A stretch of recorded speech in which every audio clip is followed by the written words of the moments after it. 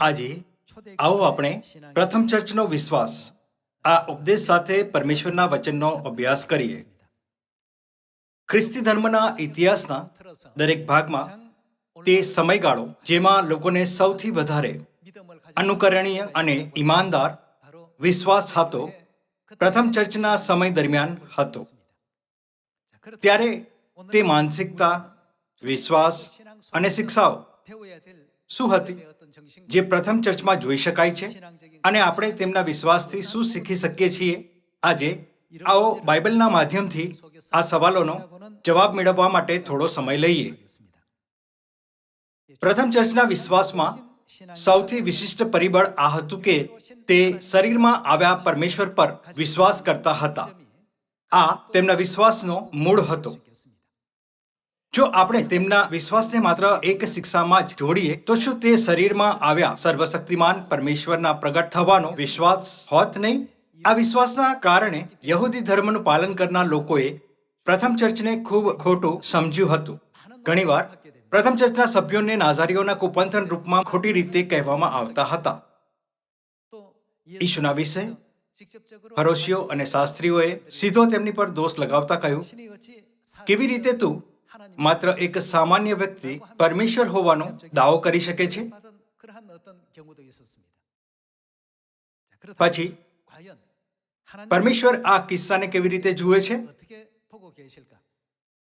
શું પરમેશ્વરને આ પૃથ્વી પર શરીરમાં આવવાની મંજૂરી નથી? આ બાબત પ્રતિ કે પરમેશ્વર શરીરમાં આવે છે? પ્રથમ ચર્ચના સંતોનો કેવો વિશ્વાસ હતો? આવો આપણે 1 યોહાન અધ્યાય 4 પર જઈએ. આવો આપણે 1 યોહાન અધ્યાય 4 વચન 1 પર જઈએ. વાલાઓ, દરેક આત્મા પર વિશ્વાસ ન રાખો, પણ આત્માઓ ઈશ્વર પાસેથી છે કે નહીં તે વિશે તેઓને પારખી જુઓ, કેમ કે જગતમાં જૂઠા પ્રબોધકો ઘણા નીકળ્યા છે. ઈસુ ખ્રિસ્ત કેવી રીતે આવ્યા? તે મનુષ્ય દેહમાં આવ્યા છે એવું જે દરેક આત્મા કબૂલ કરે છે તે કોની પાસેથી છે? તે ઈશ્વર પાસેથી છે. એથી તમે ઈશ્વરનો આત્મા ઓળખી શકો છો.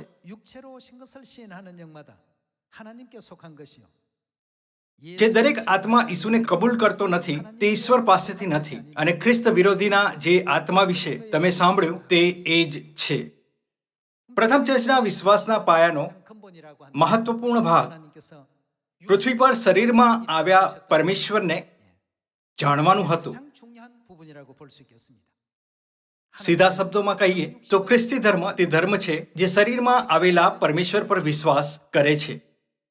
જો કે આજકાલ જે યુગમાં ખ્રિસ્તી ધર્મ ખૂબ વિકૃત થઈ ગયો છે, આ વ્યંગાત્મક છે કે આટલા બધા ચર્ચ આપણને વગર કોઈ કારણે અસ્વીકાર કરે છે. જ્યારે આપણે પ્રચાર કરીએ છીએ કે પરમેશ્વર શરીરમાં આવી ગયા છે, આપણે આવી વાહિયાત પરિસ્થિતિનો સામનો કરી રહ્યા છીએ.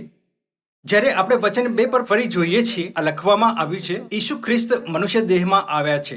આ નથી લખ્યું કે ખ્રિસ્ત આત્મામાં આવ્યા, પણ લખ્યું છે ઈસુ ખ્રિસ્ત મનુષ્ય દેહમાં આવ્યા છે. એવું જે દરેક આત્મા કબૂલ કરે છે તે ઈશ્વર પાસેથી છે. આ જ હતું જે પ્રથમ ચર્ચના સંતોએ શીખ્યું હતું અને વિશ્વાસ કર્યો હતો, અને એ રીતે ખ્રિસ્તને ઓળખ્યા હતા. તેથી પ્રેરિત યોહાને ઠીક રીતે ઈસુ વિશે નોંધ કર્યું જે પૃથ્વી પર શરીરમાં આવ્યા હતા. આવો યોહાન અધ્યાય 1 વચન 1 પર જઈએ.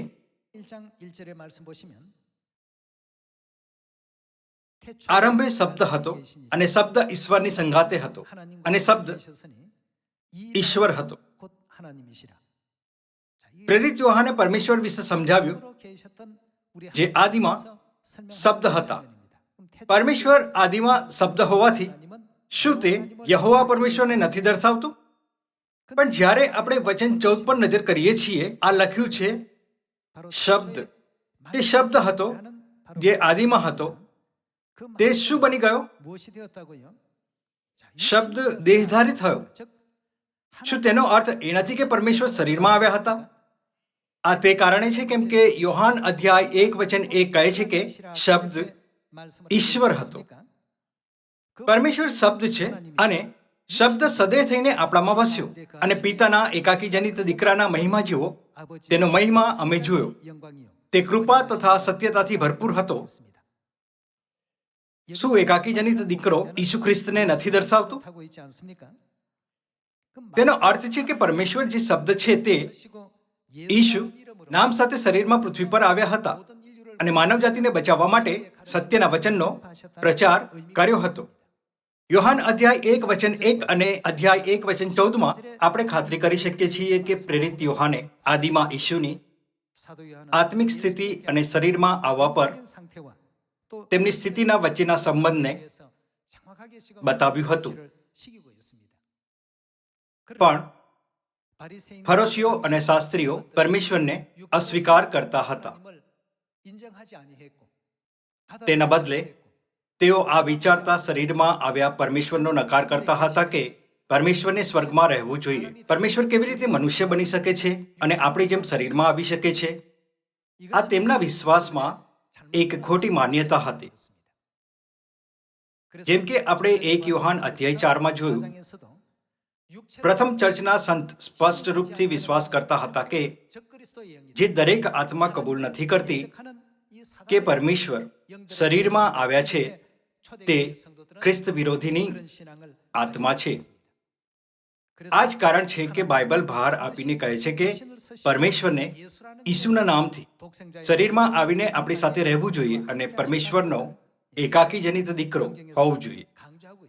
પ્રથમ ચર્ચના સંતો પાસે આ પ્રમાણેનો વિશ્વાસ હતો જે ચર્ચ ઓફ ગોડ છે. આ તે જ શિક્ષા છે જે તે સમયથી આજ સુધી પસાર કરવામાં આવી છે. હવે આવો આપણે યોહાન અધ્યાય 10 પર જઈએ. ત્યારે ફરોશીઓ અને શાસ્ત્રીઓ વિશે શું જે તે દિવસોના ધાર્મિક સમાજમાં સામેલ સ્વાર્થ વર્ગના હતા? આવો જોઈએ કે તે સમયે તેમની પાસે કેવો વિશ્વાસ હતો. આવો યોહાન અધ્યાય 10:30 પર એક નજર કરીએ. હું તથા પિતા એક છીએ. ત્યારે યહૂદીઓએ તેમને મારવાને ફરીથી પથ્થર હાથમાં લીધા. ઈસુ તેઓને ઉત્તર આપ્યો, મેં પિતા તરફથી તમને ઘણા સારા કામો બતાવ્યા છે. તેઓમાંના કયા કામને લીધે તમે મને પથ્થર મારો છો? યહૂદીઓએ તેમને ઉત્તર આપ્યો, કોઈ સારા કામને લીધે અમે તને પથ્થર મારતા નથી. પણ તેઓએ તેમની પર શું દોષ લગાવ્યો? ઈશ્વર નિંદાને લીધે. અને તું માણસ છતાં પોતાને ઈશ્વર ઠરાવે છે તેને લીધે. જ્યારે ઈશુએ કહ્યું હું તથા પિતા એક છીએ, તેમનો અર્થ છે કે તે પરમેશ્વર છે. જ્યારે યહૂદીઓએ તે સાંભળ્યું તો તેમણે ઈશુને પથ્થર મારવા માટે પથ્થર ઉઠાવ્યા. ધાર્મિક નેતા જે તે દિવસોના ધાર્મિક સમાજમાં સામેલ સ્વાર્થ વર્ગના હતા, તેમણે ઈશુના વચનોને નિંદાત્મક સમજ્યા અને કહ્યું કે એક સામાન્ય મનુષ્ય પરમેશ્વર હોવાનો દાવો કરે છે. તેથી ઉલટું ચર્ચ ઓફ ગોડને આ દ્રઢ વિશ્વાસ હતો કે ચોક્કસપણે પરમેશ્વરને શરીરમાં આવવું જોઈએ અને આપણી વચ્ચે નિવાસ કરવો જોઈએ. આ પ્રથમ ચર્ચનો વિશ્વાસ હતો. જ્યારે આપણે પ્રથમ ચર્ચના સંતોના વિશ્વાસ પર નજર કરીએ છીએ તો આજના ચર્ચ ઓફ ગોડના સભ્યોના વિશ્વાસથી કંઈ અલગ નથી. આ ક્ષણે પણ પ્રથમ ચર્ચનો વિશ્વાસ આપણા ચર્ચ ઓફ ગોડ સાથે ચાલુ રહે છે. ઈશુએ સ્પષ્ટ કહ્યું હું તથા પિતા એક છીએ. તેના કારણે યહૂદીઓએ ઈશુના વચનોની આ કહેતા નિંદા કરી. કેવી રીતે તું એક સામાન્ય વ્યક્તિ પરમેશ્વર હોવાનો દાવો કરી શકે છે? અને તેમની પર પથરાવ કરવા માટે પથ્થર ઉઠાવ્યા. આ ઘટના 2000 વર્ષ પહેલા ઇઝરાયલમાં થઈ હતી.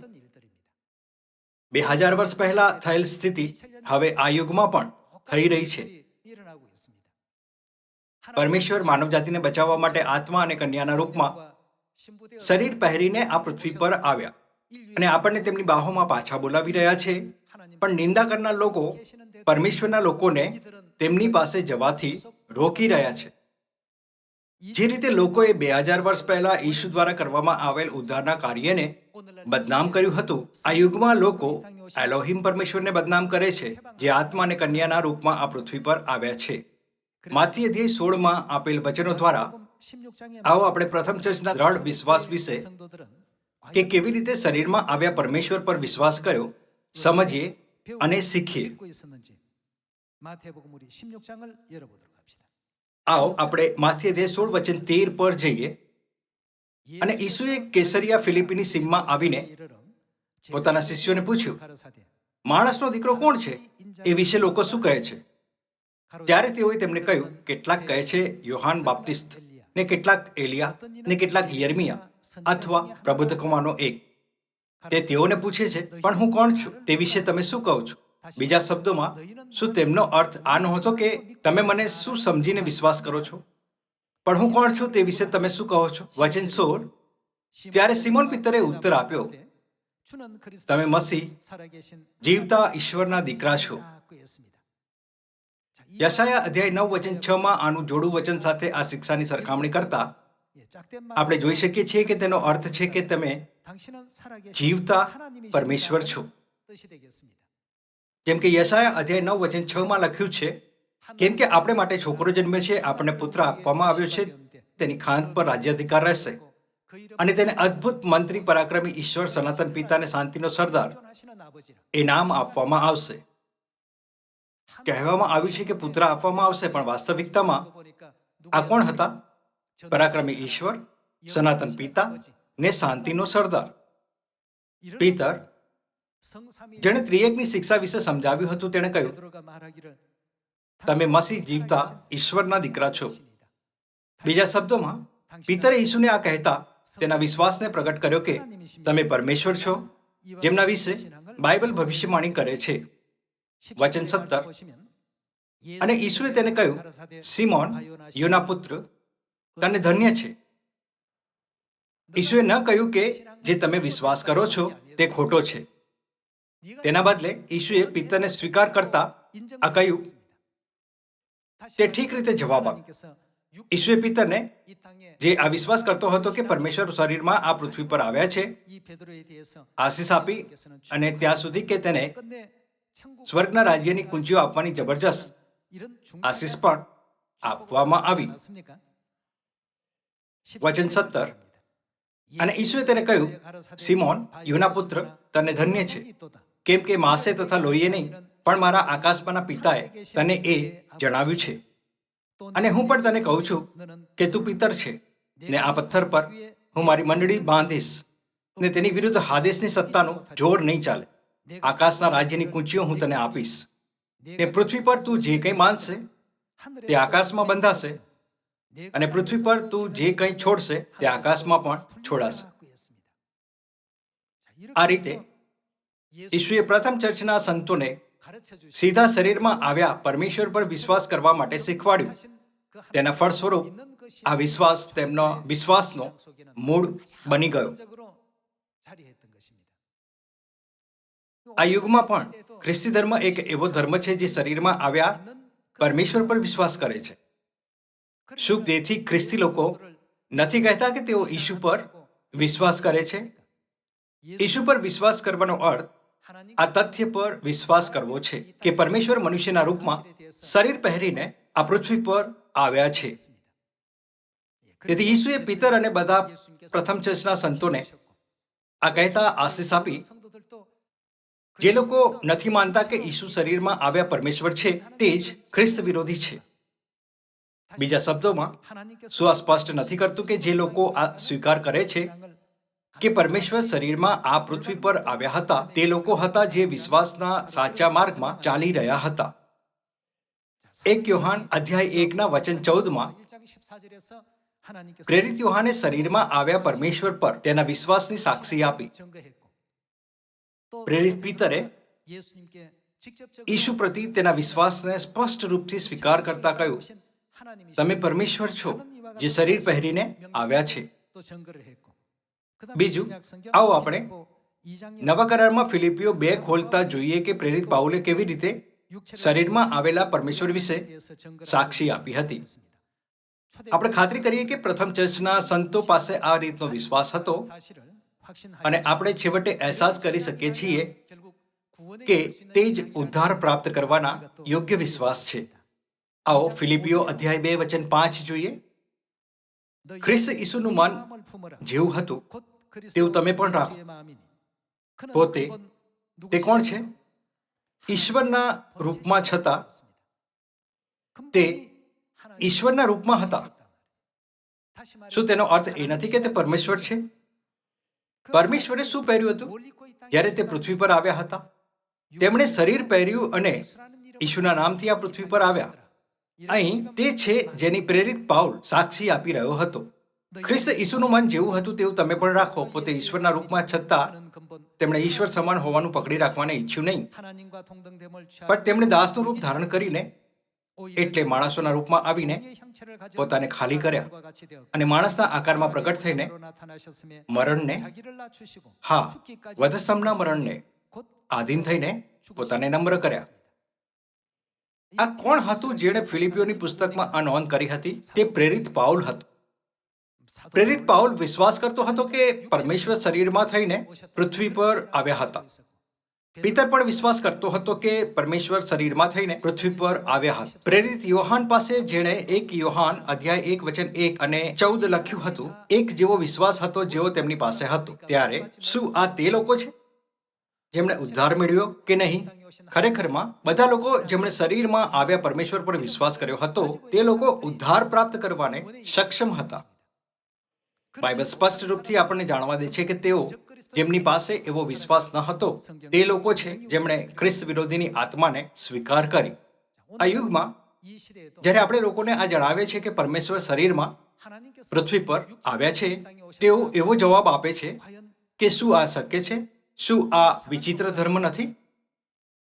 પણ સાચો વિશ્વાસ જેની બાઇબલ સાક્ષી આપે છે તે આ સત્ય પર વિશ્વાસ કરવો છે કે પરમેશ્વર શરીરમાં આવ્યા હતા. આપણે બધાએ સમજવું જોઈએ કે આ ખ્રિસ્તી ધર્મના મૂળ વિશ્વાસમાંથી એક છે. સિયોનની સંતાનોના રૂપમાં આપણે આ વિચારતા ઠીક રીતે આ યુગની સ્થિતિને સમજવી જોઈએ કે પીતર પાસે એવો વિશ્વાસ હતો, પાઉલ પાસે એવો વિશ્વાસ હતો, યોહાન પાસે પણ એક જેવો વિશ્વાસ હતો.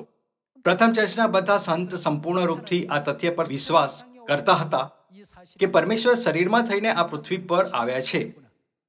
બાઇબલના માધ્યમથી આ તથ્ય સમજવાના દ્વારા તમને અને મને આત્મા અને કન્યા પર દ્રઢ વિશ્વાસ કરવો જોઈએ અને તેમનું પાલન કરવું જોઈએ જ્યાં પણ તે આપણને લઈ જાય છે.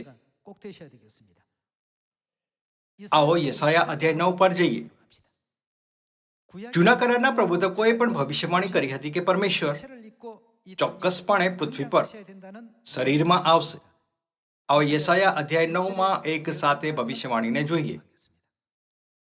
યશાયા અધ્યાય 9 વચન 6. કેમ કે આપણે માટે છોકરો જન્મ્યો છે, આપણને પુત્ર આપવામાં આવ્યો છે, તેની ખાંદ પર રાજ્યાધિકાર રહેશે અને તેને અદ્ભુત મંત્રી, પરાક્રમી ઈશ્વર, સનાતન પિતા ને શાંતિનો સરદાર એ નામ આપવામાં આવશે. વચન 6 આ લખ્યું છે કે પરાક્રમી પરમેશ્વર તેઓ શું કરશે? એક બાળકના રૂપમાં ઉત્પન્ન થશે.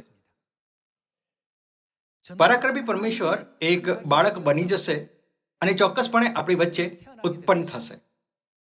આપણા માટે એક છોકરો ઉત્પન્ન થયો. આ ભવિષ્યવાણી પ્રમાણે તે ઉત્પન્ન થયા. છોકરો જન્મ્યો છે, તેની ખાંદ પર રાજ્યાધિકાર રહેશે અને તેને અદ્ભુત મંત્રી, પરાક્રમી ઈશ્વર, સનાતન પિતા ને શાંતિનો સરદાર એ નામ આપવામાં આવશે. પ્રભુતક યશાયાએ સ્પષ્ટ રૂપથી સમજાવ્યું કે પિતાએ શરીર ધારણ કર્યું અને આ સંસારમાં એક પુત્રના રૂપમાં જન્મ લીધો. પ્રબોધકો, શિષ્યો અને પ્રથમ ચર્ચના બધા સંતોએ સ્પષ્ટ રૂપથી સાક્ષી આપી અને આ તથ્યને સાબિત કરી દીધું કે પરમેશ્વરને ચોક્કસપણે એક મનુષ્યના રૂપમાં આવવાનું હતું અને આપણી મધ્યે નિવાસ કરવાનો હતો. જ્યારે પ્રેરિત પાઉલ રોમવાસીઓ અને અન્ય જાતિઓને સુવાર્તા પ્રચાર કરતો હતો, તે આ તથ્યની સાક્ષી આપતો હતો કે પરમેશ્વર શરીર પહેરીને આ પૃથ્વી પર આવ્યા હતા. આવો રોમનો અધ્યાય 9 આ દ્રશ્યની ખાતરી કરીએ. આ પ્રથમ ચર્ચનો વિશ્વાસ હતો અને જેની પર પ્રથમ ચર્ચના સંત વિશ્વાસ કરતા હતા. આવો રોમનો અધ્યાય 9 વચન 5 પર જઈએ. રોમનો અધ્યાય 9 વચન 5. ધર્મપિતૃઓ તેઓના છે અને ખ્રિસ્ત દેહ પ્રમાણે તેઓમાંના છે. તે કોણ છે? તે સર્વકાળ સર્વોપરી સ્તુત્ય ઈશ્વર છે. આમીન. તે પરમેશ્વરે શું કર્યું? તે શરીરમાં આવ્યા હતા. એકવાર જ્યારે પ્રેરિત પાઉલે અહેસાસ કર્યો કે પરમેશ્વર આપણી મધ્યે નિવાસ કરવા માટે શરીરમાં થઈને આવ્યા, તો તેણે આ તથ્યનો અન્ય જાતિઓને પ્રચાર કર્યો. ઈસુ શરીરમાં થઈને આ પૃથ્વી પર આવ્યા તો પણ ઈસુ કોણ હતા? આ તે દ્રશ્ય છે જ્યાં પાઉલે રોમવાસીઓને પ્રચાર કરતા કહ્યું ઈસુ ખરેખરમાં પરમેશ્વર હતા. આવો ફરીથી વચન 5 જોઈએ. ધર્મપિતૃઓ તેઓના છે અને ખ્રિસ્ત દેહ પ્રમાણે તેઓમાંના છે. શું તેનો અર્થ એ નથી કે ઈસુ શરીરમાં ઉત્પન્ન થયા? તે કોણ છે? સર્વકાળ સર્વોપરી સ્તુત્ય ઈશ્વર છે. આમીન. પરમેશ્વર એક મનુષ્યના રૂપમાં શરીરમાં આવ્યા છે અને આપણી મધ્યે નિવાસ કરી રહ્યા છે. તે ઈસુ ખ્રિસ્ત છે જેમની પર તમે વિશ્વાસ કરો છો અને જાણો છો. આ રીતે પ્રેરિત પાઉલે ઈસુ ખ્રિસ્ત વિશે સાક્ષી આપી. આ જ તે વિશ્વાસ હતો જે પ્રથમ ચર્ચના સંતો પાસે હતો. પ્રથમ ચર્ચ એટલે ચર્ચ ઓફ ગોડનો આ રીતનો વિશ્વાસ હતો. જો કે જ્યારે તમે આ સાક્ષી આપો છો કે પરમેશ્વર શરીરમાં થઈને પૃથ્વી પર આવ્યા છે, તો આજકાલ ચર્ચ આ કહેતા તેની પર વિશ્વાસ કરવાની ના પાડે છે કે બિલકુલ નહીં, આ નથી થઈ શકતું, આ એક પંથ છે. આ તે જ છે જે ફરોશીઓ અને શાસ્ત્રીઓએ કહ્યું હતું. તો ખ્રિસ્તી લોકો પર એક પંથ હોવાનો દોષ કેમ લગાવ્યો હતો? કેમ કે તેઓ દાવો કરતા હતા કે ખ્રિસ્તી લોકો મનુષ્ય પર પરમેશ્વરના રૂપમાં વિશ્વાસ કરે છે. આ તે પ્રકારની સતાવણીઓ છે જેમાંથી પ્રથમ ચર્ચના સંતો પસાર થયા હતા. આ યુગમાં આપણે પણ હવે એક જેવી સતાવણીઓથી પસાર થઈ રહ્યા છીએ અને એક જેવા માર્ગ પર છીએ જેની પર સંતો ચાલ્યા હતા. તેના વિષયમાં આવો આપણે પ્રેરિતો અધ્યાય 24 જોઈએ. અધ્યાય 24 વચન 1. 5 દિવસ પછી અનાનિયા પ્રમુખ યાજક કેટલાક વડીલોને તથા તર્તુલસ નામે એક વકીલને સાથે લઈને આવ્યો અને તેઓએ હાકીમની આગળ પાઉલની વિરુદ્ધ ફરિયાદ રજૂ કરી. તેને એટલે પ્રેરિત પાઉલને બોલાવવામાં આવ્યો ત્યારે તર્તુલસે નીચે પ્રમાણે તેના પર તહોમત મૂકવાનું શરૂ કરતા કહ્યું, નેક નામદાર ફેલિક્સ, આપનાથી અમે ઘણી સુખ શાંતિ ભોગવીએ છીએ અને આપની દીર્ઘદ્રષ્ટિથી આ પ્રજાને લાભને અર્થે જે સુધારા કરવામાં આવ્યા છે તે અમે સર્વ પ્રકારે અને સર્વ સ્થળે પૂરેપૂરી કૃતજ્ઞતાથી સ્વીકારીએ છીએ. પણ હું આપને વધારે તસ્તી ન આપું માટે હું આપને વિનંતી કરું છું કે કૃપા કરીને અમારી થોડી વાતો સાંભળો, કેમ કે આ માણસ અમને પીડાકારક તથા આખા જગતના સર્વ યહૂદીઓમાં બંડ ઉઠાવનાર તથા તે શું છે, નાઝરીઓના પંથનો આગેવાન માલુમ પડ્યો છે. અહીં તેમણે નાઝરીઓનો પંથ તરીકે કોને સંદર્ભિત કર્યો? તેઓ ઈસુ પર નાઝરીઓના પંથનો દોષ લગાવે છે. તેઓએ આવું કેમ કર્યું? યોહાન અધ્યાય 10 નોંધવામાં આવી ઘટના પર પ્રતિબિંબિત કરતા આપણે જોઈ શકીએ છીએ કે તેમણે કેવી રીતે ઈશુની નિંદા કરી અને તેમની પર પથ્થર ઉઠાવતા કહ્યું, તો એક સામાન્ય મનુષ્ય થઈને પરમેશ્વર હોવાનો દાવો કરે છે. ફરોશીઓ અને સદુકીઓએ ઈસુ અને પ્રથમ ચર્ચના બધા સંતોને વિધર્મીના રૂપમાં સંદર્ભિત કર્યા, કેમ કે તેમની શિક્ષાઓમાંથી આ પણ શિક્ષા હતી જે શરીરમાં આવ્યા પરમેશ્વર પર વિશ્વાસ કરે છે. આ પ્રકાર જો આપણે વિચાર કરીએ કે કેમ ધાર્મિક નેતાઓએ જેમની પાસે તે દિવસોમાં અધિકાર હતો પ્રથમ ચર્ચના સંતોને વિધર્મીના રૂપમાં નિંદા કરી અને દોષ લગાવ્યા. આ સત્યના કારણે હતું. આજે પણ એવું જ છે. તે જ સત્ય જે 2000 વર્ષ પહેલા શીખવવામાં આવ્યું હતું તે જ આજે આપણે શીખવી રહ્યા છીએ. આ કારણે આપણી પણ સતાવણી થાય છે અને વિધર્મીઓના રૂપમાં માનવામાં આવીએ છીએ. પ્રથમ ચર્ચના બધા વિશ્વાસના પૂર્વજો જેમ કે પાઉલ, પીતર અને યોહાને ઉદ્ધાર પ્રાપ્ત કર્યો અને સ્વર્ગના રાજ્યમાં પ્રવેશ કર્યો. ઉદ્ધાર પ્રાપ્ત કરવા માટે આપણા વિશ્વાસનો એક આધાર આ હોવો જોઈએ કે પરમેશ્વર શરીરમાં થઈને પૃથ્વી પર આવ્યા છે. આવા વિશ્વાસ વગર શું આપણે અનંત સ્વર્ગના રાજ્યમાં પ્રવેશ કરવામાં સક્ષમ થઈ શકીશું? ઈસુ ખ્રિસ્તે એક જેવી શિક્ષા આપી અને તેમની બધી સિયોનની સંતાનોની દોરવણી કરી. આવો આપણે બાકી અધ્યાય 11 પર એક નજર કરીએ. અધ્યાય 11 વચન 2.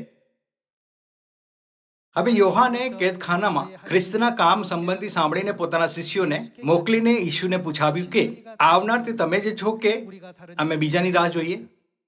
ત્યારે ઈશુએ તેઓને ઉત્તર આપ્યો કે તમે જે જે સાંભળો છો અને જુઓ છો તે જઈને યોહાનને કહી બતાવો.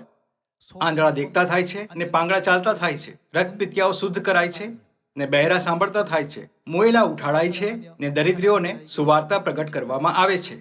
અને જે કોઈ કોને કહેવામાં આવ્યું કે તે ધન્ય છે, મારા સંબંધી ઠોકર નહીં ખાય તેને ધન્ય છે. મારા સંબંધી મતલબ માત્ર મારા બાહ્ય રૂપને ન જુએ, પણ તે કાર્યો પર નજીકથી નજર કરે જે હું ભવિષ્યવાણી પ્રમાણે કરી રહ્યો છું. જુઓ અને સમજો કે તે કોણ છે જે તે કાર્યને પાર પાડી રહ્યા છે જે માત્ર ખ્રિસ્ત અથવા પરમેશ્વર જ કરી શકે છે. ઈશુએ કહ્યું, અને જે કોઈ મારા સંબંધી ઠોકર નહીં ખાય તેને ધન્ય છે, જેમ પ્રથમ ચર્ચના સંતોએ કર્યું હતું. તેથી આપણી પાસે આ તથ્ય પર દ્રઢ વિશ્વાસ હોવો જોઈએ કે પરમેશ્વર શરીરમાં આવ્યા છે. ઈશુએ સ્પષ્ટ રૂપથી કહ્યું, હું તને સ્વર્ગના રાજ્યની કૂંચીઓ આપીશ. તે અનમોલ સત્ય શું છે જે આપણને સ્વર્ગના રાજ્યની કૂંચીઓ પ્રાપ્ત કરવામાં સક્ષમ બનાવે છે? તે શરીરમાં આવ્યા પરમેશ્વર પર વિશ્વાસ કરવો છે. માત્ર ત્યારે જ્યારે આપણી પાસે એવો વિશ્વાસ હોય છે, ઈશુના વચનો અને શિક્ષાઓને બહુમૂલ્ય અને મૂલ્યવાન માની શકીએ છીએ. નહીંતર ભલે આપણને કોઈ પણ મૂલ્યવાન શિક્ષાઓ કેમ ના આપવામાં આવે, આપણે તે પર ધ્યાન નહીં આપી. ફરીસીઓ અને શાસ્ત્રીઓએ ઈશુના વચનો પર ધ્યાન આપ્યું ન હતું, પણ પીતર, યોહાન અને પાઉલ જેવા પ્રેરિત ઈશુએ કહેલા તમામ વચનોને સંપૂર્ણ માનતા હતા.